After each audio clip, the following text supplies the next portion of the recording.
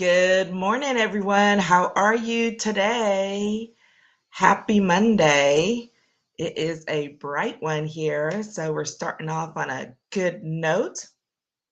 For those of you who are joining for the very first time, welcome. My name is Patricia Hayes. I am an executive advisor, career empowerment coach, and authentic networking strategist. And all that means is that I love working with people who are trying to get to the next level in their careers, but need some help, right? So maybe they've gotten a little stuck, they've got some confidence issues, they've got some advocacy issues, but most of all, they're underutilizing their professional relationships to help them in leveraging themselves to that next level. So that is what I specialize in. And we have been going along this month. Normally, we have themes by week or month. And this month has really been kind of a hodgepodge based on real time issues that are coming up with clients, with people who are calling me for consults, and things like that. And so, in continuation of that, this week's topic, wading into the deep tips for next level career moves, because I have noticed a trend in the last few weeks. And that is something we're going to talk about here just shortly. But before we move on, for those of you who may have to tip out before we get to the end, I want to remind everyone that the networking masterclass is back and it will be up and going. Was it next Tuesday? I can't remember the date. But it's the Building Your Profitable Professional Relationships Masterclass. And I'm so excited to be bringing that one back into this year. And you will be able to get registered for it. It should be available on the link in my bio, wherever you're checking. If not, just go to the website, patriciavhayes.com, and get you registered. It is a free a free masterclass, but I just want to, make sure you get back in, share it out with folks so that we can get re-engaged on that topic in particular. Okay, now for today's topic, wading into the deep tips for next level career moves. So as I was mentioning, there have been this like trend of conversations that I've had over the course of the last few weeks, maybe even probably a month. And that is, I have been noticing some old colleagues, some old clients, friends coming to me because it's like, hey, it's time to go to the next level. I'm looking to apply for this next position.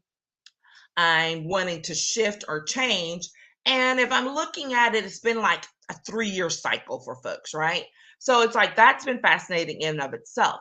But the thing that really just keeps honing in is as folks are coming and saying, hey, I'm looking to move to the next level or to do something different at a different level and maybe in the same organization or a different one. The bottom line is like things change once you are ready to go to that next level. People change, situations change, and how you approach those things should change as well.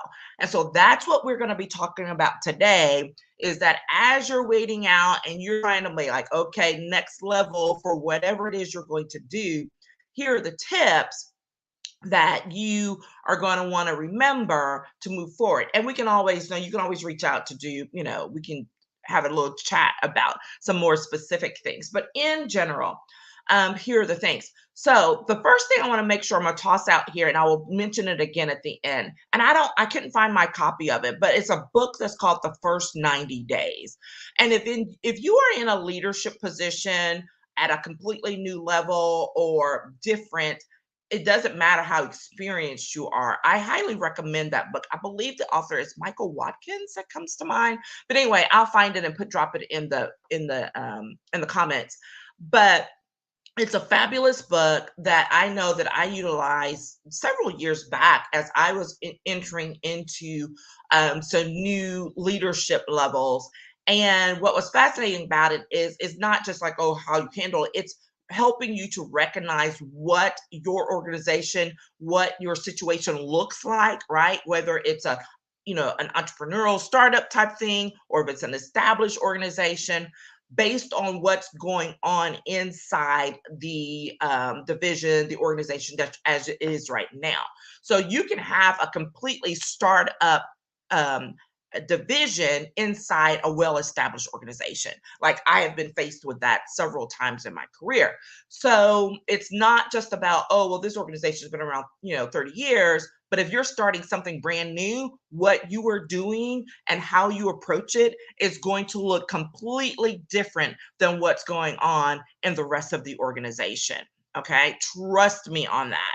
I have been in one of those kind of startup situations inside of established organization. I have been in a complete overhaul, rehaul, situation inside of established organization. I mean, so it does not look the same. And people will come and tell you that, right? Like I remember those times when people come and say, like, hey, you got to slow down. You make the rest of us look bad. I'm like, I don't have time to slow down. Do you see what I'm dealing with? Right. So it's going to be interesting to watch how those things evolve for you. But here's the first tip. You absolutely positively must have a reality check because because the reality is things and relationships will change, right? It doesn't matter how long you've been there. You could have been there 20 years. You could have been there since the organization started. But if you are in a new position of leadership, new position of authority, a brand new title with significant responsibilities underneath of it, trust you me, things are about to change and you may or may not be ready for it. Okay. This is one of the biggest things I think that that trips up new leaders because they get a new title, they're super excited and like, oh, my bud's gonna be so happy for me. And guess what? Some of them really may be, but there are gonna be some people who are not so happy for you. They may be a little jealous, they may be threatened, whatever. It doesn't matter the reason. The point is, there are gonna be folks who you would assume would be supportive of you in this new role who are not going to be, as well as the flip, because we don't want to just be negative, but the flip of that is you will find people who are supportive of you that you didn't even know you know knew who you were, right? So you have to um, come to grips with that reality. First of all, that things are going to change, relationships are going to change. It's not all for the bad, but it's definitely going to be different. Okay. And that's going to be hard for some people, especially if had close relationships with some colleagues.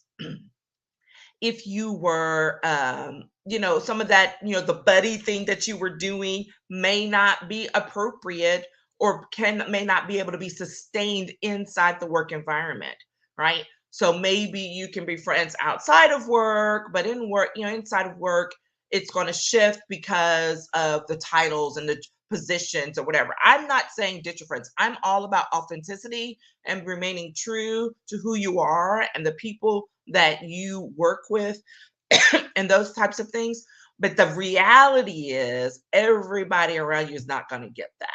So this is, one of those things we're going to talk about later about getting support that you will need support in. But first, you got to come to grips with that reality. Things are going to shift, relationships will change, and they don't all change right away. There will be some things that shift immediately, and you will notice. And then there will be some that may be 3, 6, even as long as 12 months down the road. Okay. And I am telling you, not just what I've heard or what I read about, I'm telling you what I know. I'm telling you what I know. So just be aware of it. The second thing is you want to make sure that you engage, after you've had this reality check, and it may give you a little bit of, angst. It's okay, right? It's totally normal. But the second thing is you want to make sure you engage in an objective self-assessment or reflection because it is crucial to what's going to happen next. This is not a beat yourself up or, oh, I'm not going to be good enough to do. This is not that kind of session. This is a sit down. We've done our reality check. We're starting to see some things move and shift around. And then, but this is an assessment of yourself objectively, right? To say, okay, what are my strengths in moving into this? What are my areas of improvement that are going to be needed? Where am I going to need support? What are some things that are already shifting that I didn't expect? Where might some of that happen next? And how am I going to deal with it? You may not know the answer to all of those questions right off the bat. I don't expect anyone to. However, you absolutely should have the questions. Write them down. Everybody knows I'm a huge fan of reflection and journaling and writing those things down. This is absolutely a time to keep a journal for how you can approach your growth during this experience, during this journey. Okay, because it is going to be a journey. And you will want to be able to have an outlet for that, especially, for those times when, maybe you can't get somebody on the phone and you can't run a coffee with someone to express some frustration or whatever. Write it down, write it in the journal, express what it is, because you will be surprised at what gets worked out just as a result of you expressing it in writing. Okay. So make sure and take that time.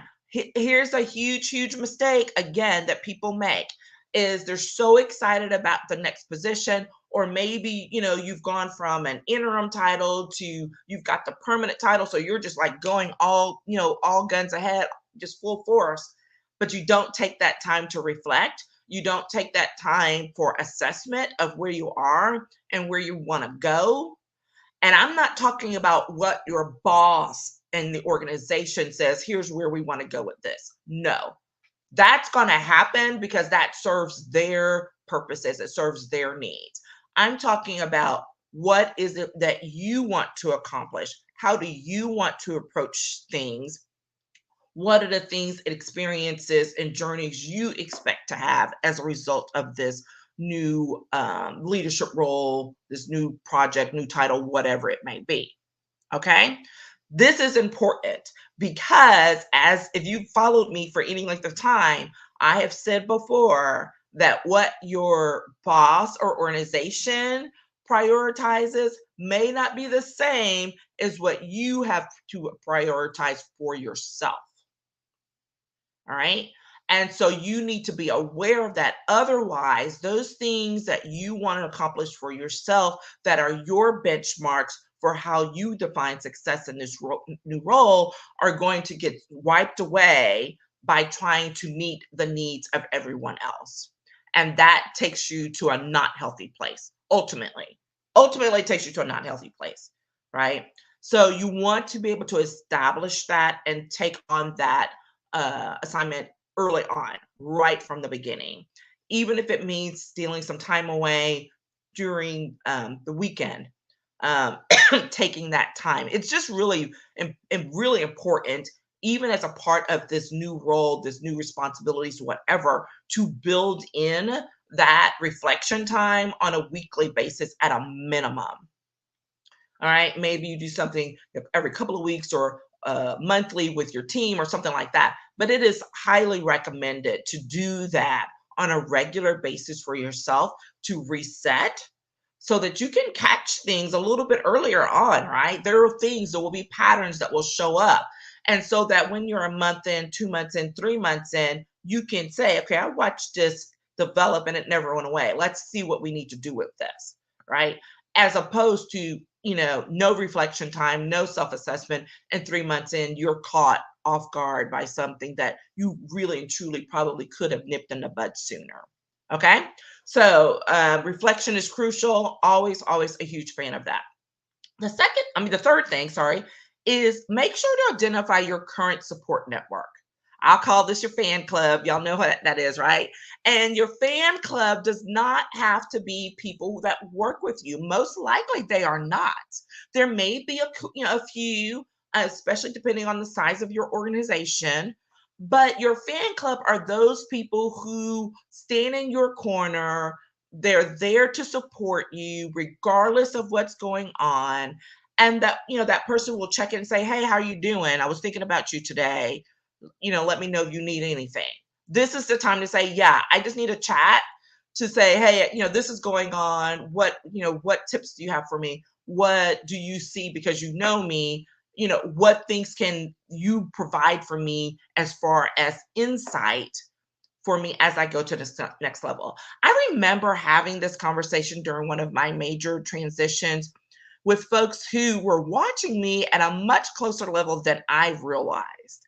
And when I heard what they had to say, I was blown away, right? So there were some of those self-confidence issues and self-doubt things that really and truly was like, hey, I've got this, because this person who's not living and engaging with me on a regular everyday basis still has this to say about my work, about who I am, how I present myself in the professional marketplace. And so you need those people to be your chair club, right? And that's just not to say they're like falsely like, oh, just saying good things about you and then not no depth to it. Not at all. These are also the folks who will give you the valuable that you may need in order to succeed, but in a healthy way, right? Not the negative, tear you down type of thing, but the actual valuable insights, because they know you, they know your work, and they will serve as a basis for you and a foundation for you to move forward and building this new role. Okay, so things evolve. Sometimes your fan club evolves, things shift.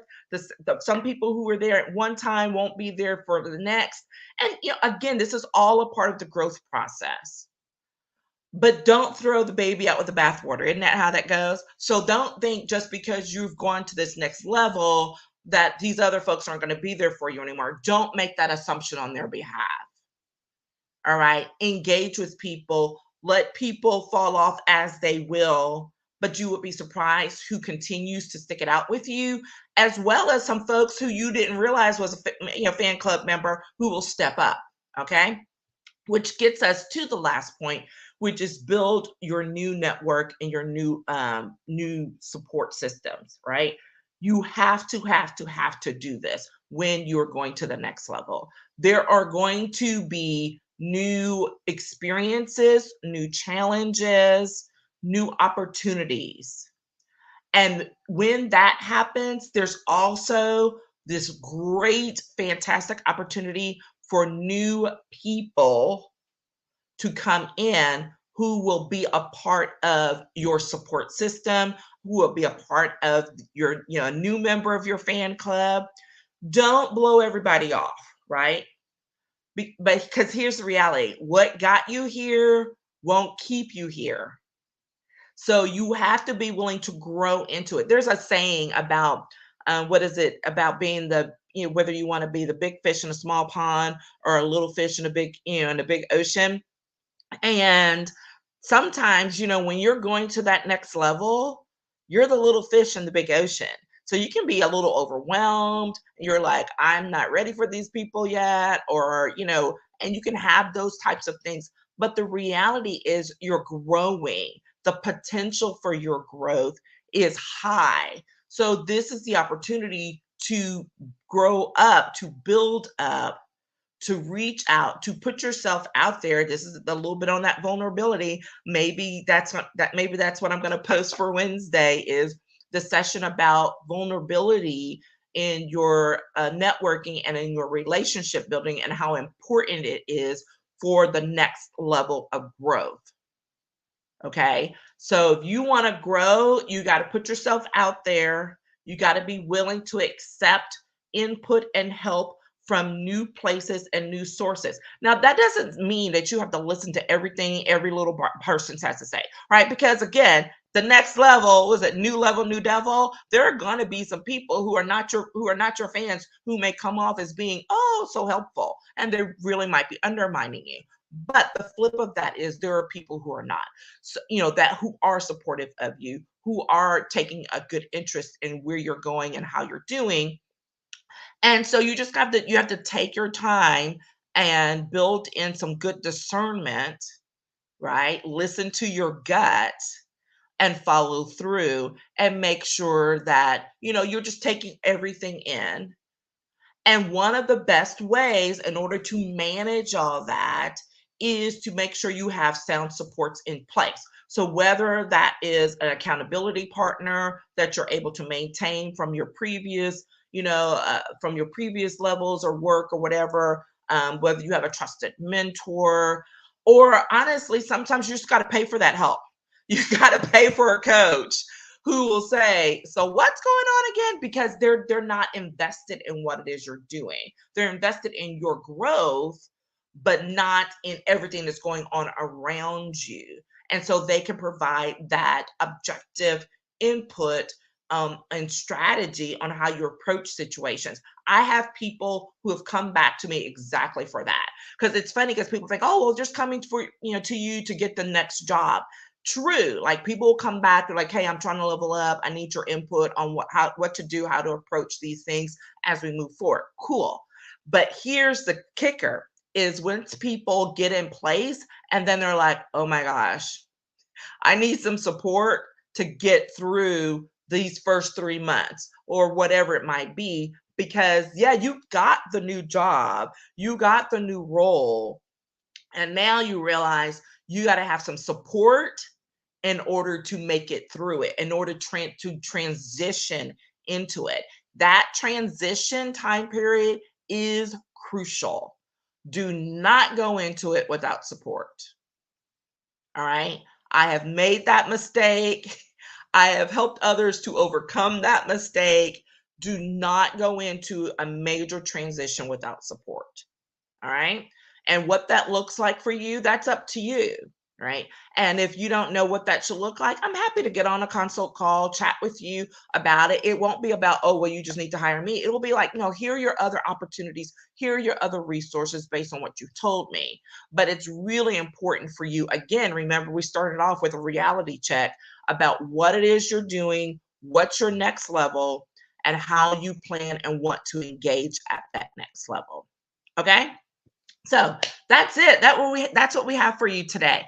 I am pretty sure I'm going to add in. We're going to do a little video flashback on Wednesday, and I'm going to go look and pull up that vulnerability piece because I think that is going to be really important, coupled with what we've talked about here today about that next level career moves and what it is you need to do. Who do you need to have in your corner? And what we did not talk about here today, but only just hinted at, is what is it that you need to do as far as opening yourself up to be open to new people, new opportunities, and viewing things in a different way. Okay, so that's what you're going to see on Wednesday. And next week, we'll get back to, because we've got a few networking coffee chats in the pipeline. So you're going to see some great folks coming down the way here in the next few weeks. I'm super excited about that.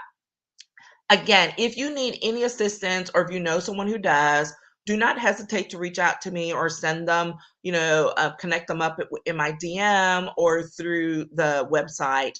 And also, don't forget to go sign up for the Building Your Profitable Professional Relationships Networking Masterclass that's coming up next week. If you register, because it's on Tuesday, 11:30 Central Time.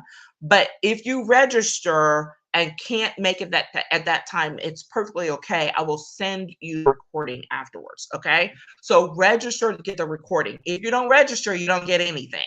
So register to get the recording. You'll have access to it for, I think normally I do about a week or so, and then it'll get pulled down. All right. Thanks, everyone. Thank you so much for sticking around, for joining me. Have a fantastic week. I look forward to talking with you all in the coming days. Take care, and I'll talk to you again soon. Bye.